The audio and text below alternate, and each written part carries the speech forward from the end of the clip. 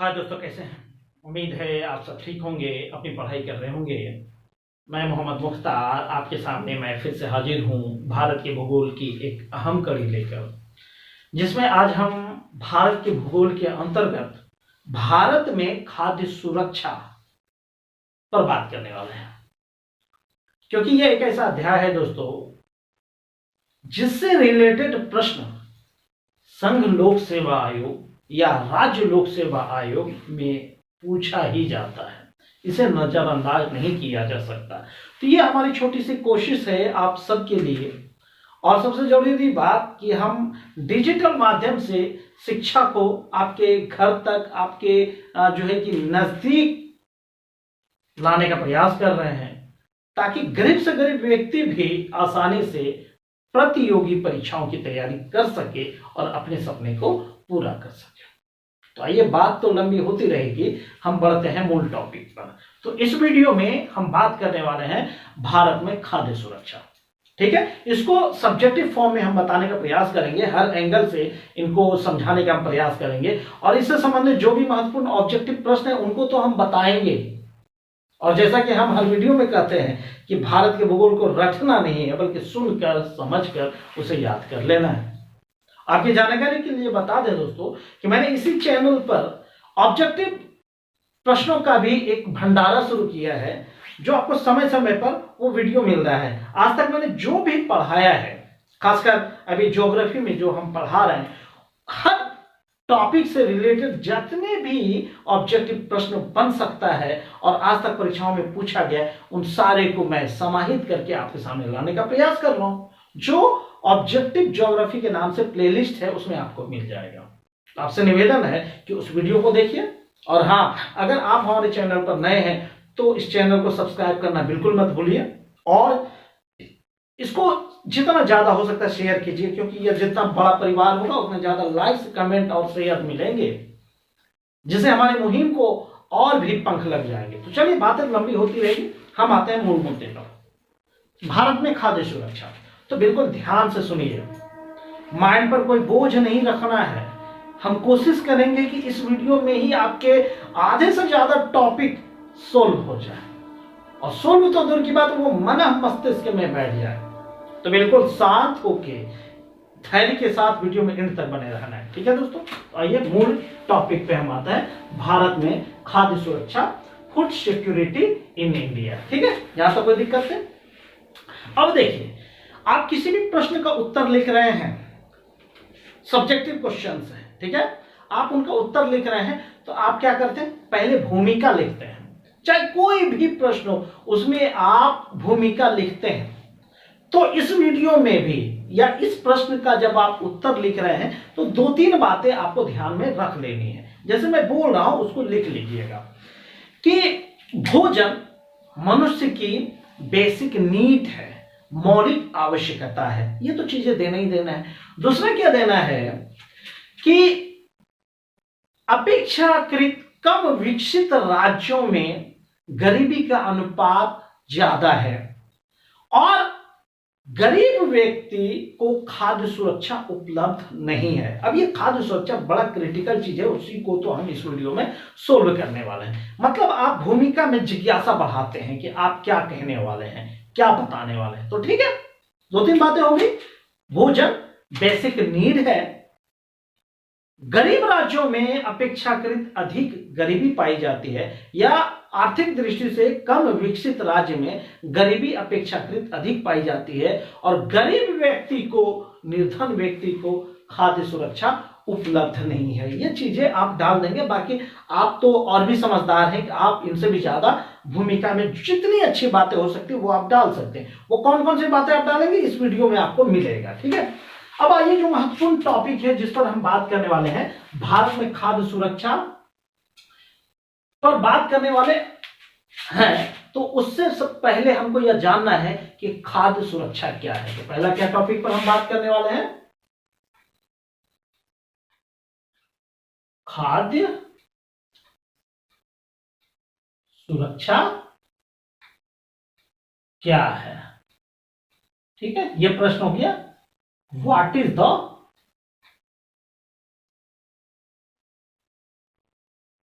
Food security.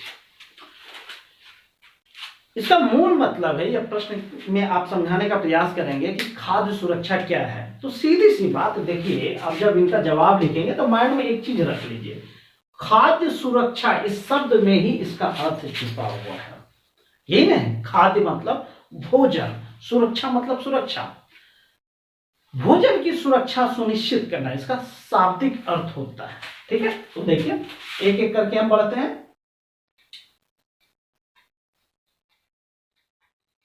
शाब्दिक अर्थ इसका क्या हो गया, भोजन की सुरक्षा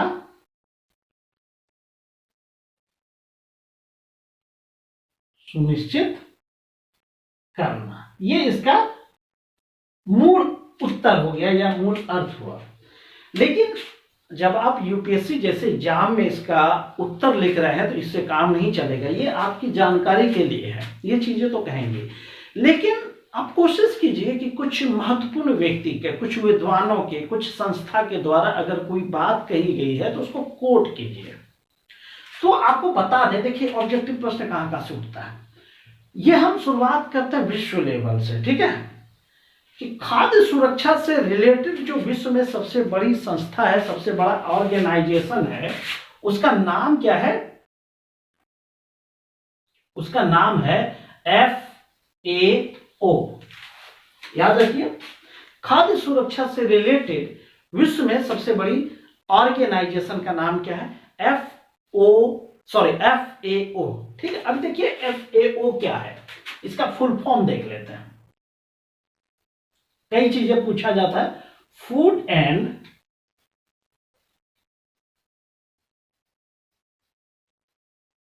एग्रीकल्चर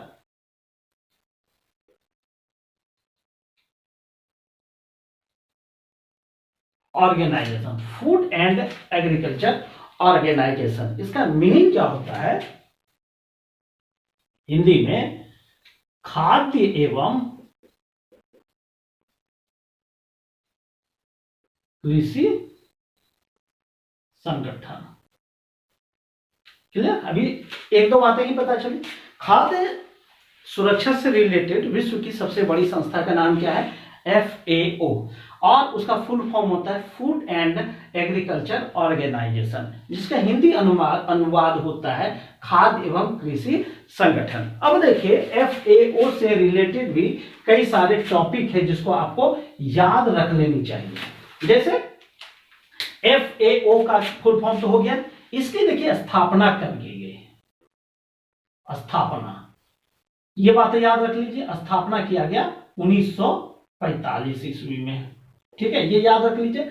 दूसरी बात लिखेंगे इसमें याद रखना है, अधीन, यह संस्थान किसके अधीन है।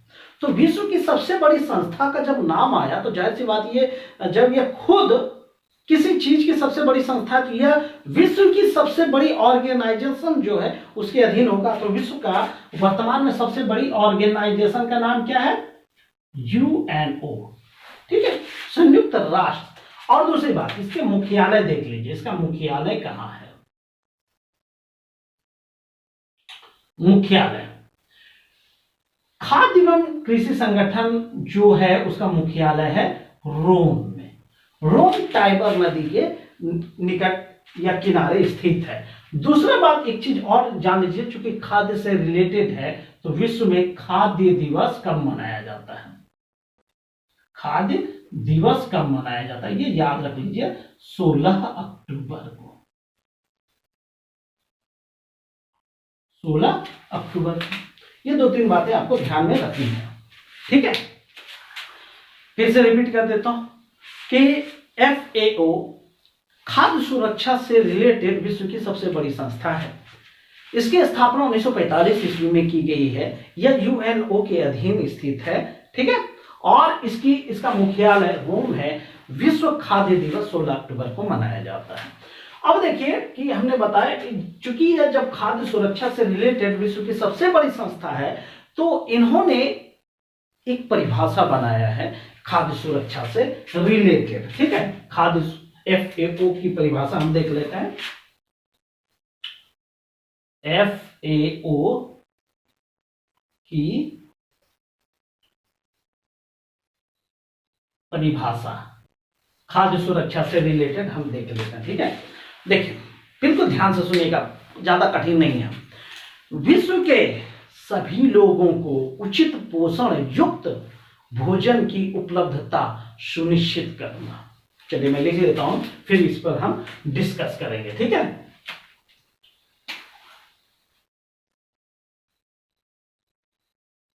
विश्व के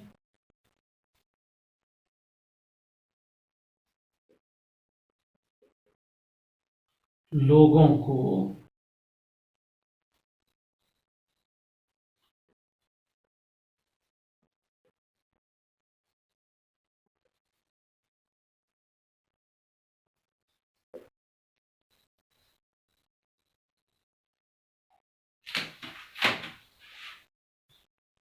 उचित पोषण युक्त भोजन की उपलब्धता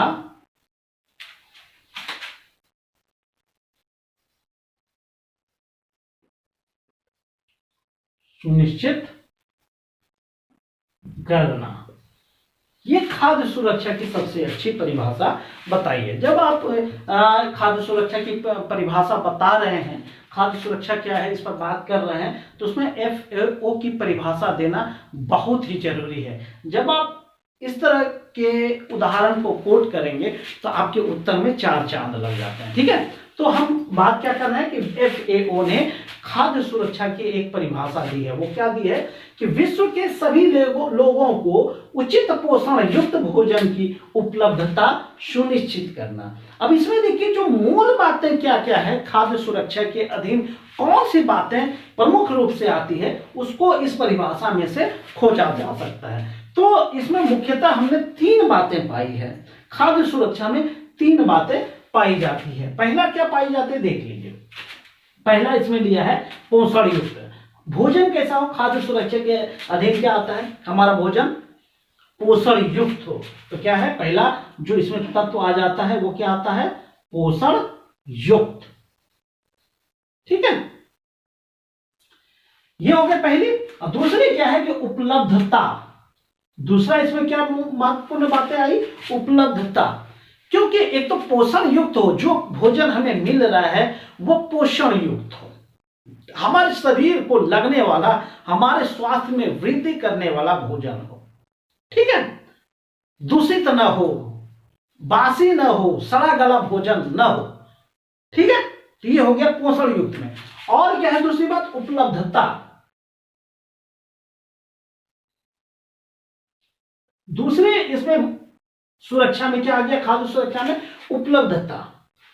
जो हमारे लिए भोजन की चीजें हैं वो उपलब्ध होनी चाहिए। ठीक है, और तीसरी बात है क्या है कि यहां पे देख लीजिए, सुनिश्चित करना।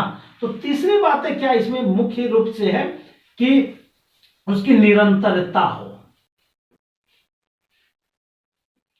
निरंतरता हो। ये मुख्यतः 3 बातें इस परिभाषा से पता चलता है। तो आपको क्लियर हो पा रहा है कि खाद्य सुरक्षा क्या है, जिसमें मुख्य रूप से 3 बातें जरूर पाई जाएंगी। ठीक है, कि भोजन पोषण युक्त हो, दूसरा भोजन उपलब्ध हो, तीसरा क्या है उसकी निरंतरता बनी रहे, वह निरंतर रूप से उपलब्ध होनी चाहिए। मान लीजिए अभी भोजन मिल गया, बहुत अच्छा भोजन मिल गया, बहुत टेस्टी भोजन मिल गया, और शाम के लिए भोजन उपलब्ध ना हो, तो खाद्य सुरक्षा में यह बातें नहीं आती है। ठीक है, उसके लिए जरूरी है कि वह भोजन लगातार उपलब्ध होनी चाहिए।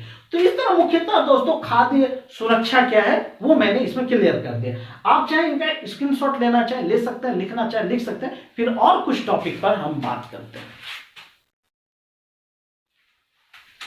आइए दोस्तों दूसरा पहलू पर हम बात करते हैं। खाद्य सुरक्षा क्या है क्लियर हो गया। अब दूसरा पहलू हम देख लेते हैं जिसमें हम बात करने वाले हैं, जो इसी के खाद्य सुरक्षा के अधीन आता है, जिसमें हम बात करने वाले हैं खाद्य सुरक्षा का स्वरूप या आयाम का। बड़े ध्यान से देखिएगा कि खाद्य सुरक्षा का क्या स्वरूप है। बिल्कुल एकदम आसान है, क्योंकि थोड़ा अटपटा लग सकता है, लेकिन जब आप ध्यान से देखेंगे तो बड़ा इंटरेस्टिंग लगेगा। तो खाद्य सुरक्षा के कई स्वरूप हैं, हर किसी ने अपने अपने तरीके से इसको समझाने का प्रयास किया है। तो हमारा आपका कर्तव्य भी बनता है कि उनमें से छांट कर जो महत्वपूर्ण चीजें हैं वो हम आपके सामने लाएं। तो देखिए, इसके जो स्वरूप है, कुछ प्रमुख स्वरूप है, उस पर हम बात करते हैं, जो महत्वपूर्ण सब टॉपिक है। देखिए, पहला जो खाद्य सुरक्षा के स्वरूप या आयाम पे हम बता सकते हैं, पहला ये बता सकते हैं, आगे बढ़ने से पहले हम देख लें कि खाद्य सुरक्षा का स्वरूप या आयाम वो बताएंगे, लेकिन एक चीज हमको जानना बहुत जरूरी है कि अभी थोड़ी देर पहले जब हमने बताया कि खाद्य सुरक्षा से रिलेटेड सबसे बड़ी संस्था का नाम क्या है, FAO, ये चीजें आपने देखा। तो प्रश्न आपसे ऑब्जेक्टिव में पूछ देगा कि खाद्य सुरक्षा के स्वरूप का निर्धारण करने की जिम्मेदारी किसकी है। तो ये चीजें जानना बहुत जरूरी था, इसलिए हम थोड़ा सा रोक दिए। वो ये जो निर्धारण करने की जिम्मेदारी है कि जिम्मेदारी, ठीक है, खाद्य सुरक्षा के स्वरूप का निर्धारण करना किसकी जिम्मेदारी है, FAO की जिम्मेदारी है। अब आइए मूल बातें पे आते हैं जो इसके अधीन आता है स्वरूप में। पहला स्वरूप जो इसका अधीन हम मानेंगे वह क्या है, खाद्य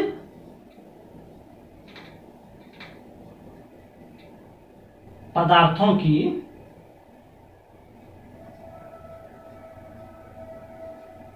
उपलब्धता।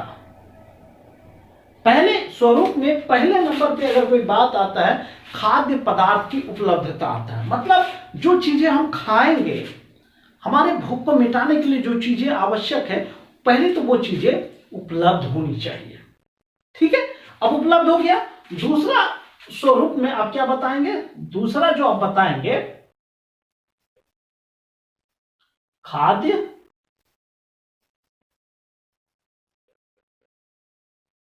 पदार्थों तक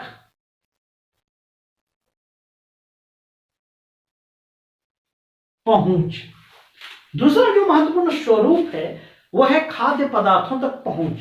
पहला तो हो गया कि उपलब्ध होनी चाहिए, वो खाने पीने की चीजें उपलब्ध हो गया। तो दूसरा क्या, उस तक पहुंच की भी तो सुविधा होनी चाहिए। तो इसका मतलब है कि लोगों तक वो सुविधाएं पहुंचनी चाहिए, चाहे सरकार पहुंचा दे या लोगों के पास वैसे साधन हो ताकि वहां तक जाकर उसे प्राप्त कर सके। सपोज एक इस तरह समझिए कि जब हमें सब्जी खरीदनी होती है तो आप 2-4 किलोमीटर के अंदर में अगर बाजार है, मार्केट है, तो वहां से तो खरीद लेंगे। अब बताइए, अगर हो कि हमें 2 किलो आलू खरीदनी है और वो खरीदने के लिए हमको 50 किलोमीटर दूर जाना पड़े, या तो आप ट्रेन से जाएंगे या बस से जाएंगे, और किराया है 100 रुपया, सपोज मान लीजिए, आलू वहां जाके 20 रुपए किलो मिलेगा। अब सोचिए कि हमें वो आलू कितना रुपये महंगा पड़ जाएगा, 100 रुपया तो एक्स्ट्रा गया, संग वो टाइम गया अलग। तो बहुत सी बातें हैं कि खाद्य पदार्थ की उपलब्धता, खाद्य पदार्थ हम उपलब्ध हो, दूसरा लोगों तक उसकी पहुंच सुनिश्चित हो, ठीक है, तीसरा एकदम आराम से उपलब्ध हुआ, लोग तक पहुंच हो गए। अब तीसरा देखिए जो महत्वपूर्ण स्वरूप है, ठीक है,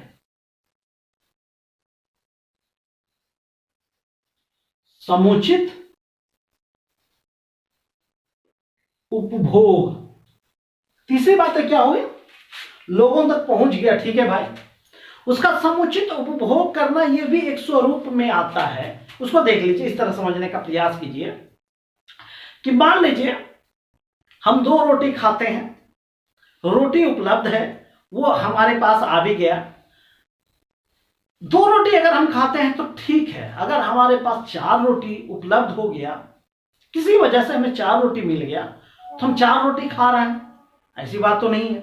अगर हम 2 रोटी खाते हैं तो हमें 4 रोटी की आवश्यकता तो है नहीं, अगर हमें 4 रोटी मिल गया तो 2 रोटी दूसरे तक पहुंचानी भी है, जरूरतमंद तक उसे मिलनी चाहिए। ऐसा नहीं कि आपको जितना जरूरत है तो उससे ज्यादा आपको मिल रहा है तो लेते जाइए। ये चीजें आपको अभी 2 साल पहले, 2 साल भी नहीं, अभी करंट में चल ही रहा है। कोरोना काल में आपने बखूबी देखा, हालांकि मैं बुराई नहीं करना चाहता, लेकिन आपने देखा कि सरकार कोशिश कर रही है कि कोरोना काल में लोगों की आमदनी कम हो गई है, कमाई बंद हो गई है, तो उनको घर तक राशन पहुंचाने का प्रयास किया जा रहा है। सरकार तो छोड़िए, जो समाज सेवी संगठन है वो लोग कोशिश करेगा आपको घर तक पहुंचाकर अन्न दे रहा है। तो हमने देखा कहीं जो है कि क्लिप में देखा कि लोगों के घर के अंदर वो चीजें स्टॉक किया हुआ है कि महीना भर आप खाएंगे, खत्म नहीं होगा, लेकिन आप चिल्ला रहे हैं कि हमें राशन नहीं मिल रहा है। तो चलिए ये सब चीजें हैं समझने के लिए हमने ये कोट किया कि भाई खाद्य पदार्थों की उपलब्धता हो, उपलब्ध हो, लोगों तक उसकी पहुंच हो जाए और उसका समुचित उपभोग हो। तो ये जो 3 शर्त बताया है, 3 स्वरूप बताया है, तो किसने बताने का प्रयास किया है? ये तीनों स्वरूप बताया है WHO ने। ये तीनों स्वरूप किसके अनुसार? WHO के अनुसार, वर्ल्ड हेल्थ ऑर्गेनाइजेशन के अनुसार है। अब देखिए एक चौथा भी है, क्योंकि FAO की जिम्मेदारी यहां बढ़ जाती है, इन्होंने चौथा स्वरूप भी इसमें बताया है। ठीक है, चौथा स्वरूप क्या बताया है? देखिए, इन सब की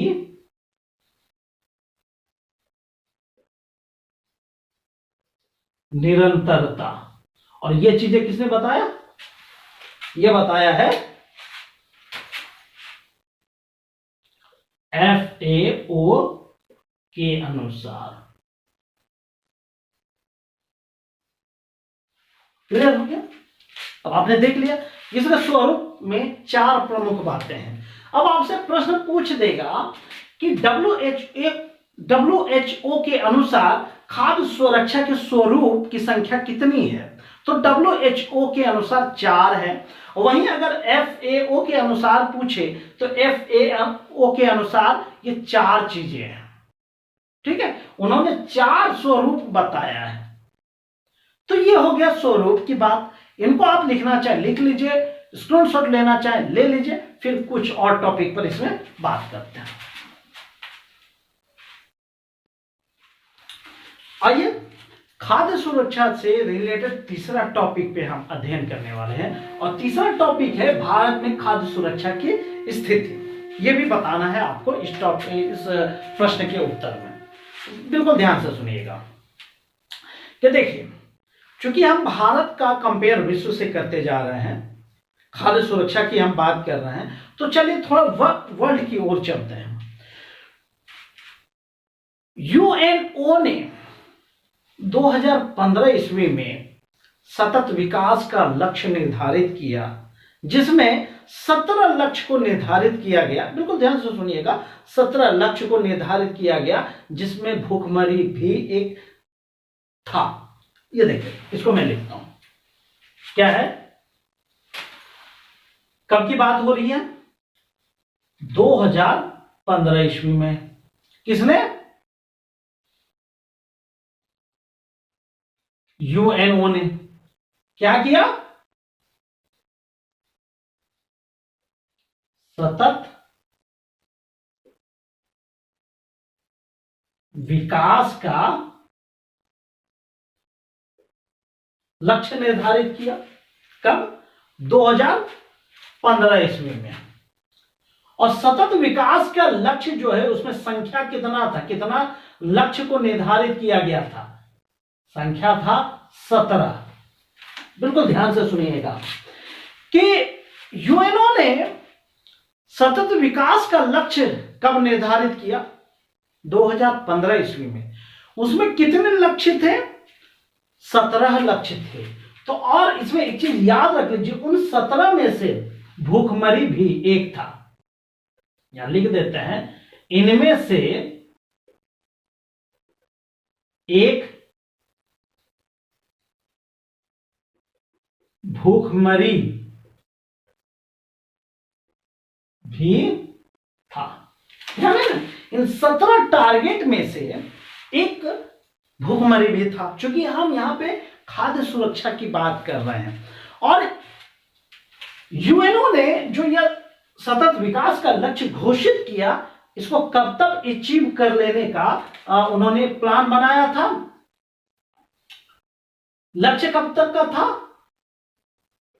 लक्ष्य था 2030 तक इसे पूरा कर लेने का, 2030 ईस्वी तक। यहां तक तो कोई दिक्कत नहीं, क्लियर है। फिर से 2015 ईस्वी में यूएनओ ने विश्व लेवल पर सतत विकास का लक्ष्य निर्धारित किया, जिसकी संख्या 17 थी, जिसमें एक भूखमरी भी था। उन्होंने यह घोषित किया कि 2030 ईस्वी तक इन 17 लक्ष्य को प्राप्त कर लिया जाएगा। यहां तो कोई दिक्कत नहीं। अब चलते हैं भारत की ओर। यहां तो कोई दिक्कत नहीं दोस्तों, आराम से हो गया। अब चलते हैं भारत की ओर। भारत ने इसी का अनुकरण करते हुए 2017 ईस्वी में, कब? 2017 ईस्वी में भारत ने शून्य भूखमरी प्रोग्राम, जीरो हंगर प्रोग्राम लागू किया भारत में। ठीक है, उसको देख लेते हैं पहले। 2017 ईस्वी में भारत ने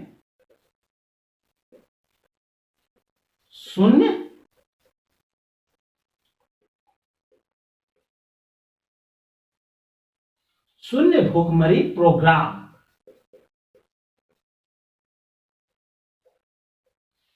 लागू किया। कब? अब प्रश्न यहां पूछ देगा कि भारत ने शून्य भूखमरी की नीति कब लागू किया। तो एकदम कोट ध्यान में रख लीजिएगा। 15 में यूएनओ ने घोषणा किया और 17 में भारत ने घोषणा किया। और इनका लक्ष्य कब तक था? इनका लक्ष्य था दोस्तों 2000 अभी लक्ष्य को हम छोड़ देते हैं, क्योंकि यहां बताएंगे, क्लियर हो जाएगा। उन्होंने शून्य भूखमरी प्रोग्राम लागू तो कर दिया। अब लागू तो आपने कानून तो बना लिया, लेकिन भाई प्रयोग करना है। भारत ने यहां पर एक प्रयोग किया। ठीक है, यहां पर उन्होंने प्रयोग करना शुरू किया। कब? प्रयोग करने के लिए उन्होंने 3 जिला को चुना था। 3 जिले को, जहां पर भूखमरी की सबसे अधिक स्थिति थी, या फिर यूं कहें भारत में भूखमरी की भयावह स्थिति वाले 3 जिला को चुना गया।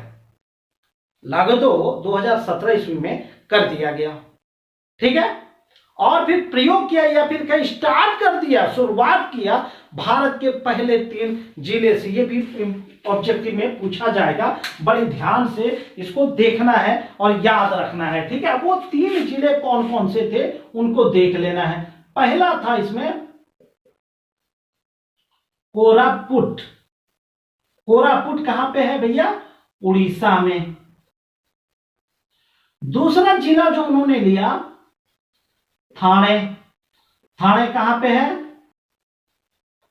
मुंबई में। और तीसरा जो जिला था वह था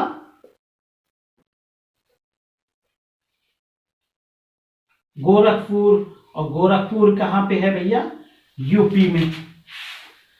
तो 2017 ईस्वी में भारत ने शून्य hunger programme, zero hunger policy Bharat में लागू कर दिया। और इसका प्रयोग स्वरूप 3 जिला को चुना गया। वो 3 जिला का नाम है कोरापुट, ठाणे और गोरखपुर। कोरापुट उड़ीसा में, ठाणे मुंबई में, गोरखपुर उत्तर प्रदेश में। ये 3 को पहले याद रखने का अभी हम ट्रिक भी बताएंगे। और यहां जान लीजिए, इन तीनों जिलों में भारत ने यह तय किया कि इसको हमें 2020 ईस्वी तक पूरा कर लेना है। कितने तक? 2020 ईस्वी तक अचीव कर लेना है। क्या? जीरो हंगर प्रोग्राम को, मतलब इन तीनों जिला से भूखमरी को पूरी तरह मिटा देना है। और वर्तमान में मिटा कि नहीं मिटा, आप और हम बखूबी वाकिफ हैं। चलिए उस पर आगे बात होगी। अब इन तीनों जिला को याद रखने का एक छोटा सा ट्रिक मैंने बनाया है, उसको हम देख लेने का प्रयास करते हैं। इन तीनों जिला का ट्रिक देख लीजिए एक आराम से। ट्रिक क्या है, एकदम बड़ा आराम से है। देखिए, काला गोरा था, काला गोरा था, इस तरह एक ट्रिक मैंने बना दिया ताकि आप आराम से इनको याद रख सकते हैं। देखिए इसमें क्या है, ट्रिक में आ जाता है काला कोरापुट, गोरा गोरखपुर, था थाने। एक दो बार रिपीट कीजिए, काला गोरा था, काला गोरा था। अब भाई साहब जब भूख होती है ना, काले गोरे का भेद मिट जाता है। क्या काला क्या गोरा, भूख इन रंगों को मायने नहीं रखता है। तो ये चीजें हमको लगा कि ये ट्रिक बता लेनी चाहिए जिससे आपको याद करने में आसानी हो। तो आई होप कि आपको तीनों जिला आराम से याद हो जाएगा। ठीक है, फिर से शुरू के 3 जिले को चुना गया, पूछ देगा इनमें से कौन सा जिला उनमें से नहीं है। ऑब्जेक्टिव प्रश्न में पूछ देगा कोरापुट, थाने और गोरखपुर, और चौथा कोई और दे देगा। तो ऑप्शन देख के आपको जवाब देना है। ठीक है, तो आगे बढ़ें। अब देखिए इन तीनों जिलों में तय किया कि 2020 ईस्वी तक भुखमरी को बिल्कुल 0 कर देना है। फिर ये तो प्रयोग किया, उसके बाद संपूर्ण भारत में इसको लागू कर दिया गया और यह तय किया गया कि 2030 ईस्वी तक भारत से भुखमरी को पूरी तरह से समाप्त कर दिया जाएगा। यह तय कब किया गया, यह भी 2030 ईस्वी तक तय किया गया कि भुखमरी को भारत से समाप्त कर देना है। अब देखिए थोड़ा सा ध्यान रखें, भारत में 0 हंगर प्रोग्राम या शून्य भुखमरी नीति कब लागू किया गया, 2017 ईस्वी में। और उसका लक्ष्य कब तक के लिए रखा गया, इस तरह अगर पूछ देगा तो वह 2030 ईस्वी तक है। लेकिन जब प्रयोग किया गया तो 3 जिले को चुना गया है ना, कोरापुट, थाने और गोरखपुर। शुरू में तो यही तीनों जिला में इस पॉलिसी को लागू किया गया और उसका कोशिश किया गया कि 2020 ईस्वी तक वहां से भुखमरी को पूरी तरह से समाप्त कर देना है। ठीक है, यहां तक कोई दिक्कत नहीं। अब देखिए इससे आगे आपको इस स्थिति में और भी चीजें बतानी है। वो चूंकि समय समय पर बहुत सारे वर्ल्ड लेवल पर, भारत लेवल पर वो रिपोर्ट जारी होते रहता है, जिसमें अब देखिए एक महत्वपूर्ण रिपोर्ट है विश्व भूखमरी सूचकांक। भाई साहब बड़ा इंपॉर्टेंट है, वो क्या है, विश्व भूखमरी सूचकांक। जब आप सब्जेक्टिव उत्तर लिख रहे हैं तो इस सूचकांक का जरूर इस्तेमाल कीजिएगा। और जब आप यह सूचकांक देखते हैं, यह बहुत प्रामाणिक सूचकांक है, और इसका जब आप देखते हैं, अध्ययन करते हैं, तो बड़ा दुख होता है कि हमारी स्थिति साल दर साल बड़ी आराम से नीचे की ओर जा रही है। मतलब हमारी गिनती उन देशों में से जो इस लिस्ट में शामिल होता है, सबसे नीचे से हमारी गिनती की शुरुआत होती है। और अभी जो हाल ही में इनका रिपोर्ट आया है, उनमें से हमारे जितने पड़ोसी देश है भाई साहब, हमसे हर मामले में पीछे रहने वाला, लेकिन भूखमरी सूचकांक में उनकी स्थिति हमसे बहुत अच्छी दिखाई गई है, जो ये एक भयावह स्थिति है। इसके अलावा भी आप हर तरह के सूचकांक का इसमें प्रयोग कर सकते हैं, जिसमें भारत में भूखमरी से रिलेटेड उन्होंने आकलन किया है। यहाँ पे हम ज्यादा दिमाग नहीं लगाना चाहते, क्योंकि आप जब इसकी तैयारी कर रहे हैं, खाद्य सुरक्षा पे आप बात कर रहे हैं, तो उस समय तक सूचकांक बदल चुका होगा। तो इसको आप अपने हिसाब से, जो आप दर्पण लेते हैं, प्रतियोगिता दर्पण है या प्रतियोगिता जो भी पत्रिका है, उस सबका जब आप अध्ययन करते हैं तो उसमें ये सब चीजें आप समय समय पर पाते हैं। ठीक है, तो चलिए यहाँ पे खाद्य सुरक्षा की स्थिति पर ये बातें हो गई। ठीक है, भारत में जो प्रयोग हुआ उसको देख ली, इसको आप स्क्रीनशॉट लेना चाहे ले सकते हैं, फिर हम आगे बढ़ते हैं।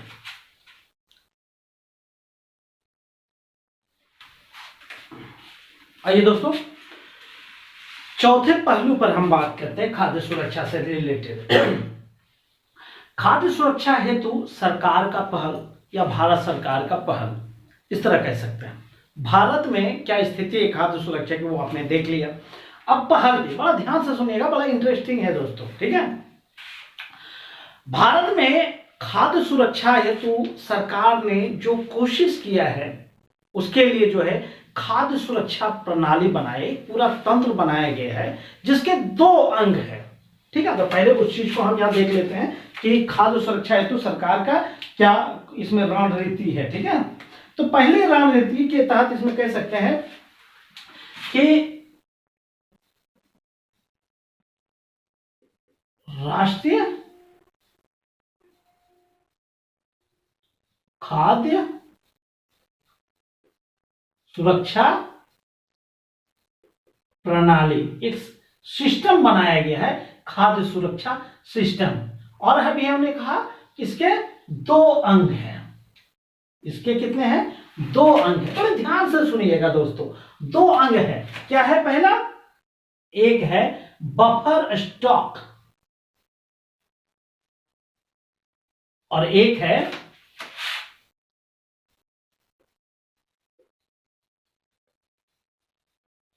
सार्वजनिक वितरण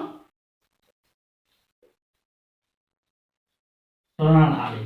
बफर स्टॉक को आप इंग्लिश में भी लिख सकते हैं, बफर स्टॉक। और एक है पब्लिक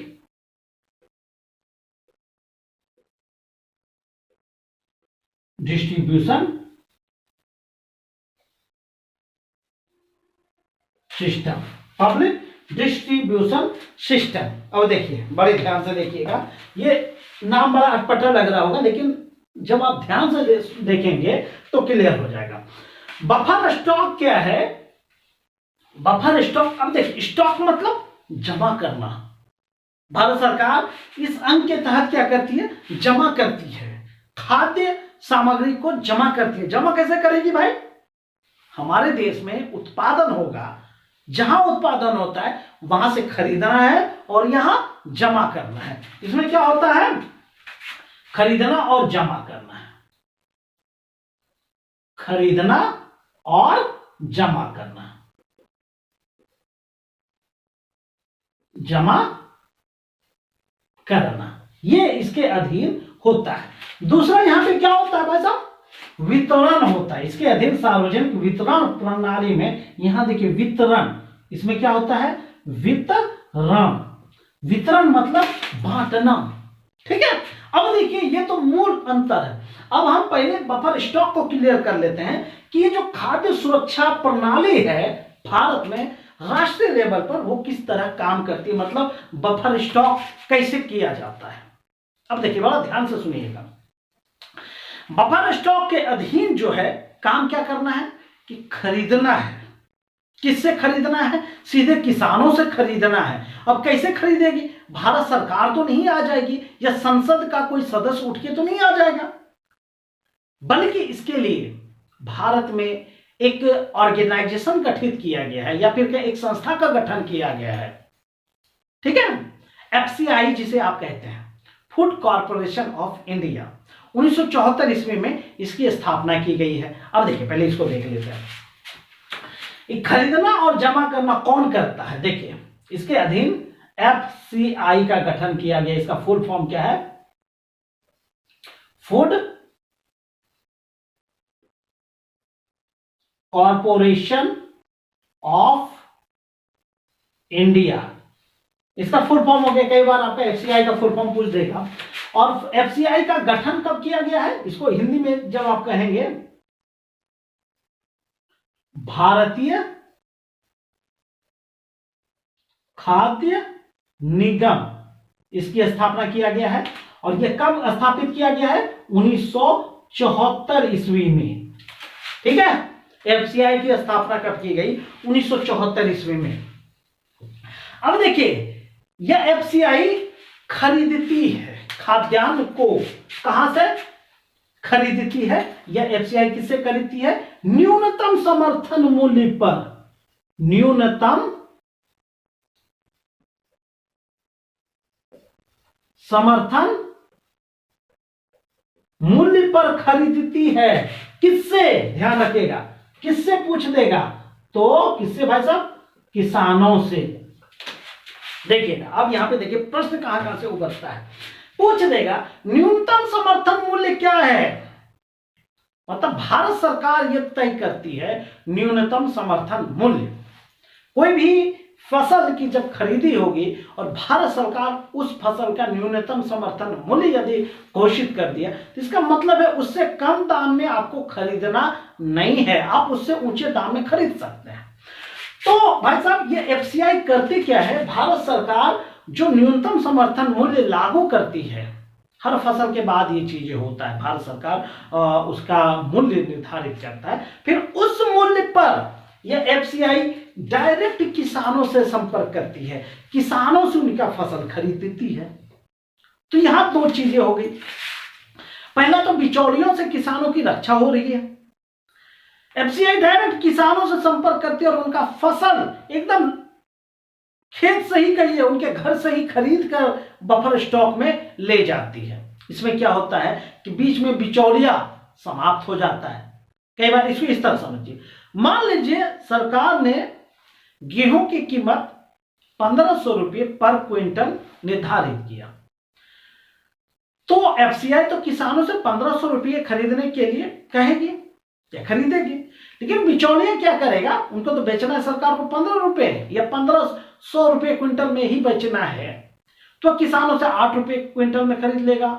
चूंकि बहुत से किसान आज भी अशिक्षित है, वो उनके झांसे में आ जाएगा, तो 1500 की जगह पे 1200 रुपये, 800 रुपये, 1000 रुपये क्विंटल में बेच देगा और फायदा बीच वाला जो है फायदा बिचौलिया उठा लेता। बिचौलिया को करना क्या पड़ा? इधर कमाल उधर लगाना है, बीच में कमा लेना है। तो ये चीजें एक अवगुण है जिसमें हम इस पे आगे हम चर्चा करेंगे कि एफसीआई डायरेक्ट किसानों से खरीदती है, न्यूनतम समर्थन मूल्य है, आपने समझ लिया, ठीक है, यहां तक कोई दिक्कत नहीं। अब देखिए और चीजें जो हमको जानना है वो ये जानना है कि एफसीआई किन किन फसलों की खरीद करती, क्या सब चीज खरीद लेती है? अगर ऐसा हो जाए तो कोई किसान गरीब रहेगा ही नहीं भाई साहब। भारत सरकार ने कुछ महत्वपूर्ण खाद्य पदार्थों को इसमें शामिल किया, याद रखिएगा, बहुत इंटरेस्टिंग है, मैं इधर भी लिखूंगा क्योंकि उसके बाद मैं इसको डिलीट कर दूंगा, ठीक है। शुरू में देखिए जो 2013-14 तक स्थिति थी, एकदम ध्यान से, 2013-14 तक जो स्थिति थी उससे पहले याद रखिए, शुरू में एफसीआई जो है दो फसलों को न्यूनतम समर्थन मूल्य पर खरीदती थी। किसको? चावल तथा गेहूं को, इसके चावल तथा गेहूं को खरीदती थी, लेकिन कुछ समय के बाद ही इसमें दलहन को भी शामिल कर लिया गया। कब? ये 2013-14 से पहले की बात हो रही है। एफसीआई किसानों से बफर स्टॉक के लिए कितने फसलों को खरीदती थी? शुरू में दो फसलों को, चावल और गेहूं को। अब इसके लिए अलग से कोई ट्रिक बनाने की आवश्यकता नहीं है, आराम से आप बता सकते हैं भारत में सर्वाधिक उपजने वाला खाद्य फसल कौन सा है? चावल, दूसरा गेहूं। तो इसके लिए दिमाग में ट्रिक लगाने की जरूरत ही नहीं है, बता देना है जो सर्वाधिक उपजने वाला फसल है उसको स्टॉक किया जाता था। ठीक है, चावल और गेहूं को। बाद में बोला भाई चावल और गेहूं तो खरीद रहे हैं, ऐसे हो जाएगा, चावल खा लेंगे तो उसके लिए दाल भी तो चाहिए, तो दलहन सीधा रख लीजिए कि दालों की भी खरीद की जाने लगी। भाई साहब दाल रोटी चल जाएगा, दाल चावल चल जाएगा, ठीक है, इससे आदमी जीवित रह जाएगा, उसको पौष्टिक भोजन भी मिल जाएगा, क्योंकि शर्त है पौष्टिक भोजन देना है, पोषण युक्त भोजन देना है। तो 2013-14 से पहले इन तीन फसलों की खरीद की जाती थी। 2013-14 के बाद इसमें जो है चार और फसलों को शामिल किया गया। किनको? चार और फसलों को। पहले क्या हो गया? ये तीन फसल को, बाद में चार और फसल को जोड़ा गया, यानी तीन पहले का और चार बाद में। अब चार कौन कौन को जोड़ा गया देख लीजिए। कपास,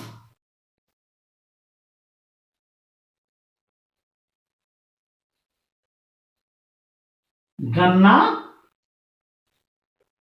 जूट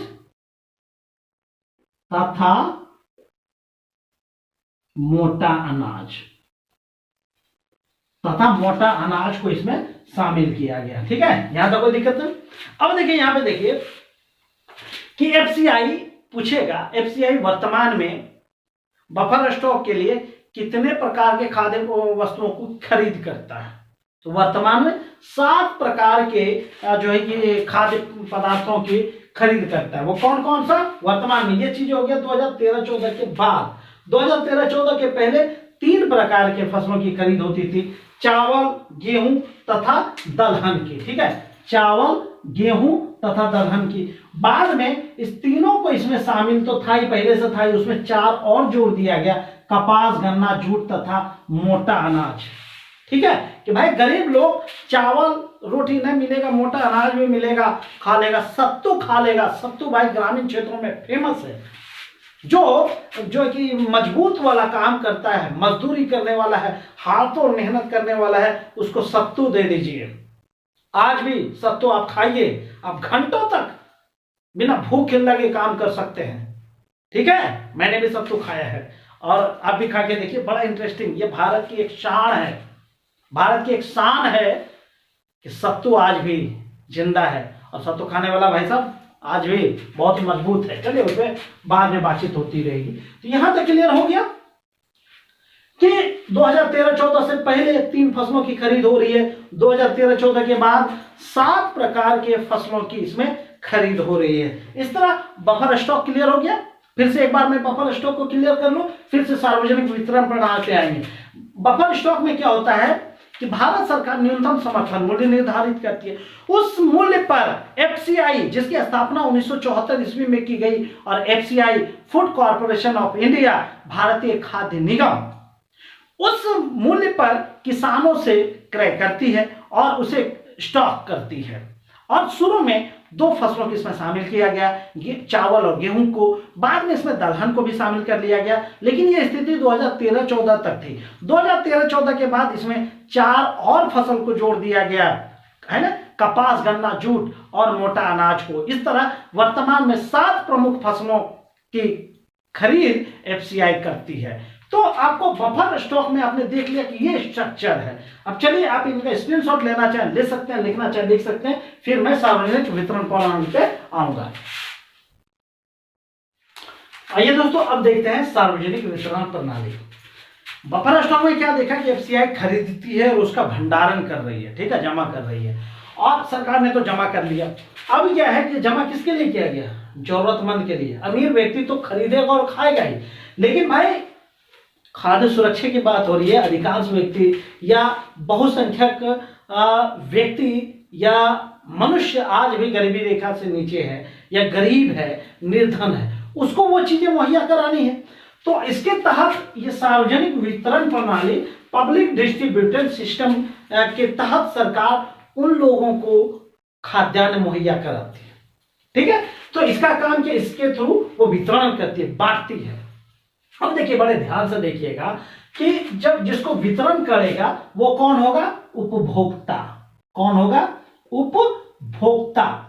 अब देखिए ऐसे तो सबको नहीं बांट दिया जाएगा। सरकार ने यहां भी एक पॉलिसी अपनाया है, एक नीति अपनाया है। उसके तहत क्या किया है, भारत सरकार ने उपभोक्ता को 2 वर्गों में बांट दिया है। यहां पर कौन, 2 वर्गों में। एक है एपीएल, दूसरा है बीपीएल। 2011 की जनगणना के बाद ये सब चीजें आई है, एपीएल और बीपीएल। एपीएल को क्या कहते हैं, एबव पॉवर्टी लाइन, गरीबी रेखा से ऊपर। ठीक है, और बीपीएल बिलो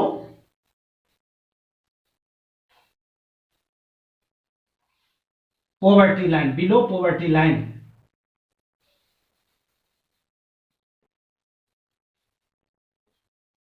गरीबी रेखा से नीचे।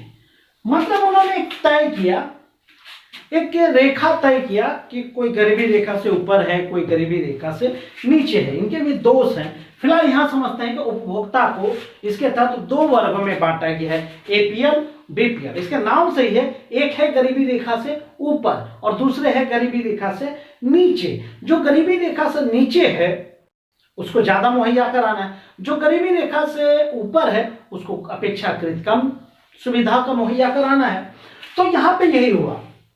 अब यहां पे ज्यादा दिमाग नहीं लगाना है, बल्कि ये देखना है कि इसके तहत सरकार कोशिश करती थी कि जरूरतमंद तक खाद्य सुविधा का या खाद्य पदार्थों का विस्तार हो। एक चीज और जान लीजिए कि सरकार भाई पैसा लगा के तो किसानों से खरीदी है, और दूसरी बात सरकार की मंशा प्रॉफिट कमाना नहीं है बल्कि जन कल्याण करना है। तो ऐसी चीजों में सरकार हमेशा अपना घाटा उठाता है, अपनी घाटा सहता है। तो इसके तहत सरकार जो कुछ मूल्य लेती है उपभोक्ता से, आम जनता से, तो वह मूल्य इस तरह निर्धारित किया जाता है कि गरीब से गरीब व्यक्ति भी उन चीजों को प्राप्त कर सके। तो इसमें आप कह सकते हैं, आपसे अगर ऑब्जेक्टिव में या ऐसे इंटरव्यू में पूछ दिया जाए कि सरकार कितना मूल्य निर्धारित करती है, न्यूनतम समर्थन मूल्य पे तो खरीद होती है, यहां पे बेचना है, एक तरह से समझिए बिक्री करना है, तो उसके लिए सरकार इतना कम कीमत तय करती है जिससे गरीब से गरीब व्यक्ति भी खरीद सके। तो यहां पर कहेंगे आम जनता के खरीद सकने योग्य कीमतों पर इसका वितरण किया जाता है। ठीक है, अब देखिए होता क्या है कि सरकार इसमें जो है समय समय पर अपना रूल चेंज करता रहता है। ठीक है, तो इसके तहत सरकार ने क्या किया है कि 2013 ईस्वी में राष्ट्रीय खाद्य सुरक्षा अधिनियम लाया। कब? इसको मैं इधर लिखता हूं। ठीक है, 2013 ईस्वी में राष्ट्रीय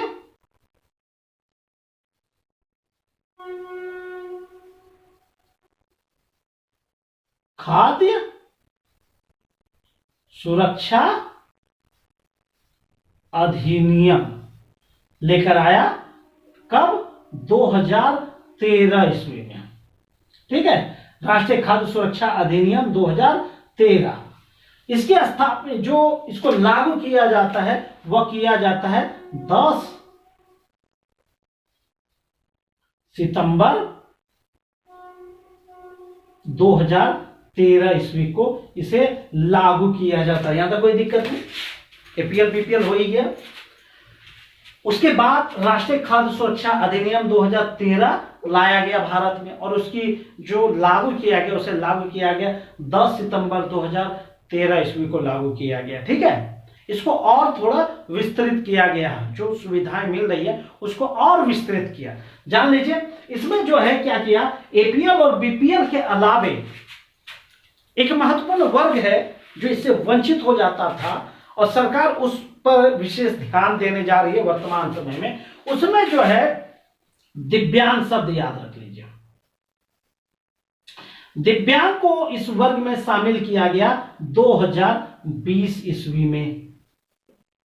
बहुत इंपॉर्टेंट है कि राष्ट्रीय खाद्य सुरक्षा अधिनियम 2013 के तहत दिव्यांग को शामिल किया गया। दिव्यांग चाहे किसी भी प्रकार हो उसे इस योजना का लाभ मिलेगा। ठीक है, वर्तमान में जो है कि पहले 3 तरह के दिव्यांग हुआ करते थे, OH, VH, HH। चलिए दिव्यांग पे मैं कभी वीडियो बनाऊंगा तो उस पर बात करूंगा। और अभी हर तरह के दिव्यांग हो जा रहे हैं, एसिड अटैक, हाथ कट गया, पैर कट गया, उसका वो भी अब दिव्यांग की श्रेणी में आता है। तो दिव्यांग को 2020 ईस्वी में इस योजना में शामिल कर लिया गया है। ये ऑब्जेक्टिव क्वेश्चन में पूछा जाएगा, इसको याद रख लीजिएगा। ठीक है, अब देखिए होता क्या है, इसका विस्तार कर दिया गया और लक्ष्य जो निर्धारित किया गया उसको देखिए, जान लीजिए। लक्ष्य जो है क्या रखा गया, लक्ष्य रखा गया 81.34 करोड़ लोगों तक, जनता तक इस सुविधा का लाभ पहुंचे। और अभी जो प्राप्त कर सका है, पहुंचा है, लक्ष्य कहां तक पहुंचा है, 81.34 करोड़ आबादी तक तो यह तय किया गया कि पहुंचना है। ठीक है, लेकिन इसको कवर जो किया गया ना,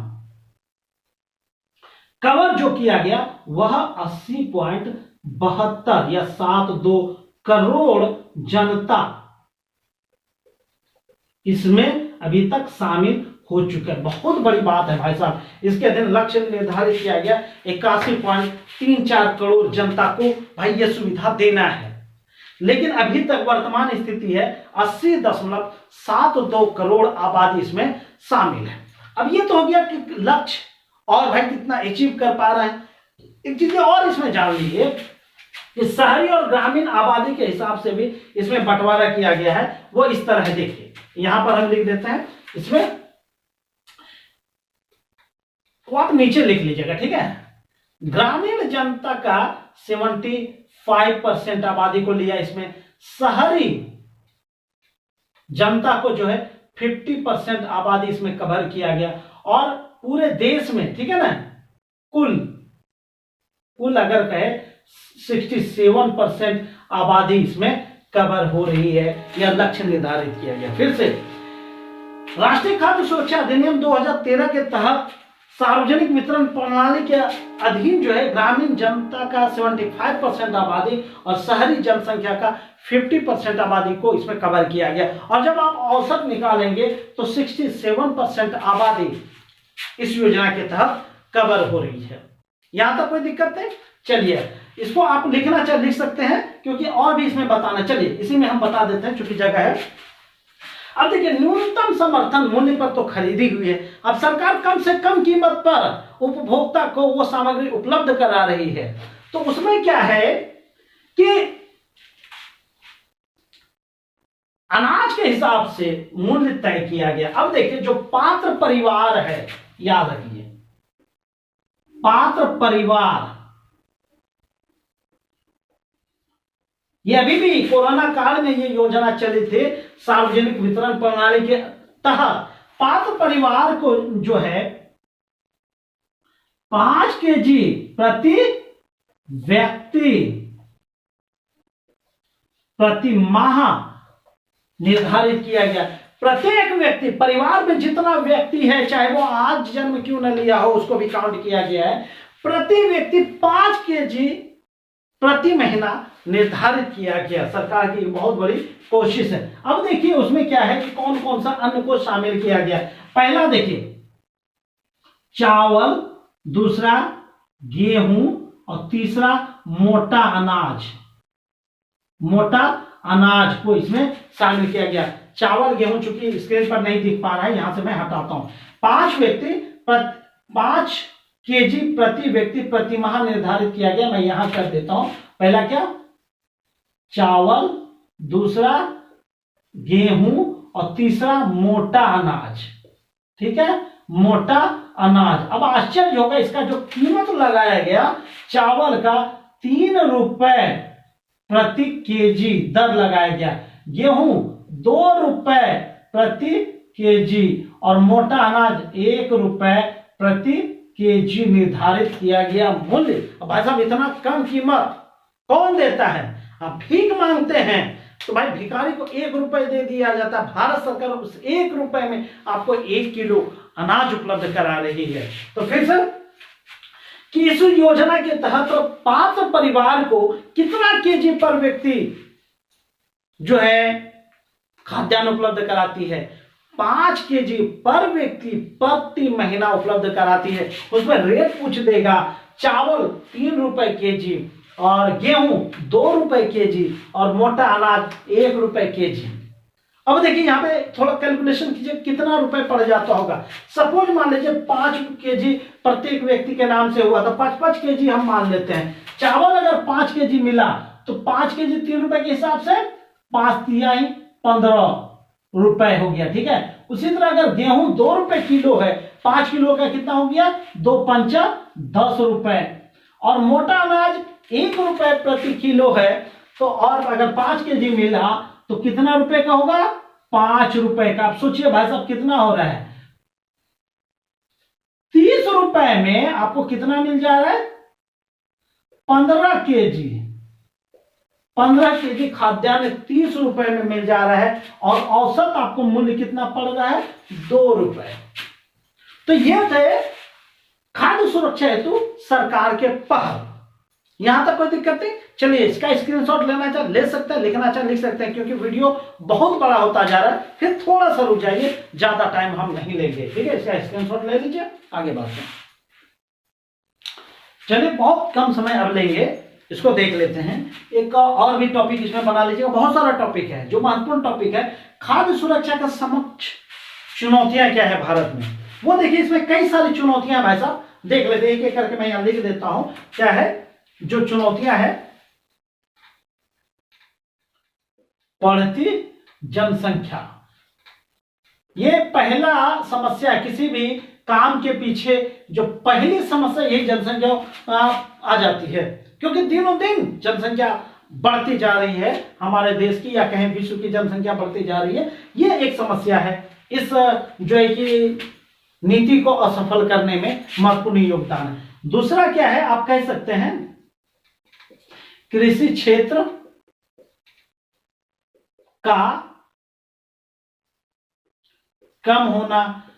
जनसंख्या बढ़ रहा है, उसके हिसाब से खेती योग्य जमीन को समाप्त करके वहां उद्योग या फिर घर बनाया जा रहा है, जिससे कृषि योग्य जो जमीन है घटता जा रहा है। इससे समस्या होगा ही होगा, उत्पादन क्षेत्र कम होगा तो उत्पादन भी तो कम हो जाएगा, है।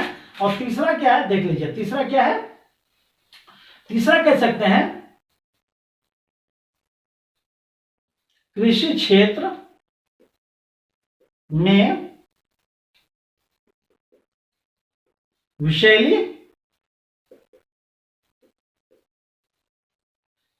कीटनाशकों का प्रयोग बखूबी समझ पा रहे हैं। जब खाद्यान्न का उत्पादन बढ़ाने के लिए हम अधिकाधिक कीटनाशक का प्रयोग करेंगे तो बहुत से जो किसानों के सहयोगी कीट हैं उनका सफाया होता जा रहा है, और इस तरह एक चक्र का सफाया हो जाता है। जो जरूरत है कि वो चीजें समाप्त ना हो। और चीजें देख लीजिए क्या होता है,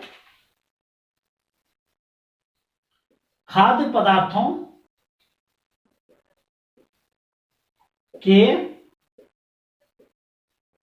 भंडारण की समस्या, ये भी एक समस्या है। भाई खाद्य पदार्थों का उत्पादन तो हो रहा है खाद्यान्न का, लेकिन उसे भंडारित नहीं किया जा सकता। अगर भंडारण भी किया गया तो ढंग से नहीं किया जाएगा, जिससे कम समय में ही वो समाप्त हो जाता है। और अगला देख लीजिए जो है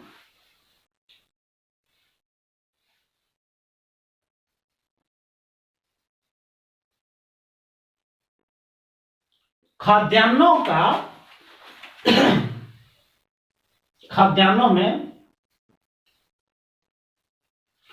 संक्रमण का खतरा।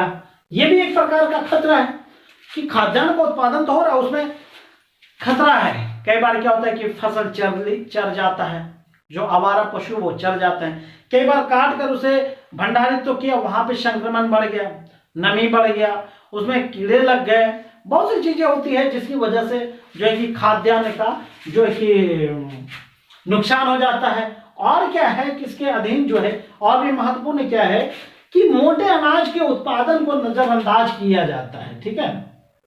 मोटे अनाजों के उत्पादन को नजरअंदाज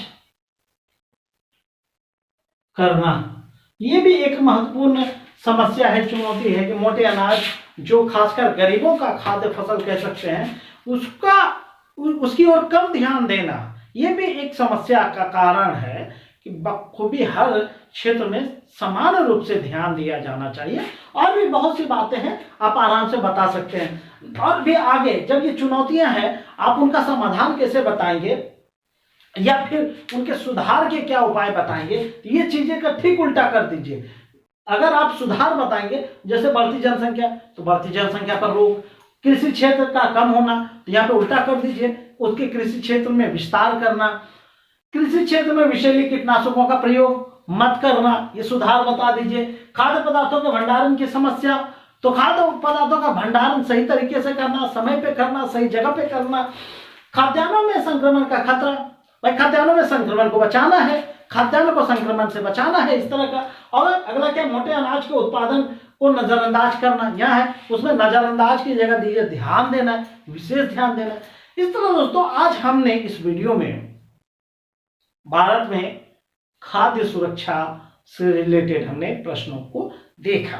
आई होप कि आपको वीडियो पसंद आया होगा और हम कोशिश करते हैं कि आप इससे बखूबी एक अच्छा सा उत्तर बना सकेंगे। तो दोस्तों हम आपके लिए मेहनत करते हैं, हम आपके लिए हर तरह से तैयार हैं ताकि आप घर बैठे तैयारी कर सके। तो आपका भी कर्तव्य बनता है दोस्तों, आप इस वीडियो को लाइक कीजिए, कमेंट कीजिए और जितना हो सकता है दम लगा के इसको शेयर कीजिए और अधिक से अधिक दोस्तों तक इसे पहुंचाइए, जिससे यह परिवार जितना बड़ा होगा उतना ज्यादा लोगों तक इसका फायदा पहुंचेगा। इसी उम्मीद के साथ थैंक यू। जय हिंद, जय भारत।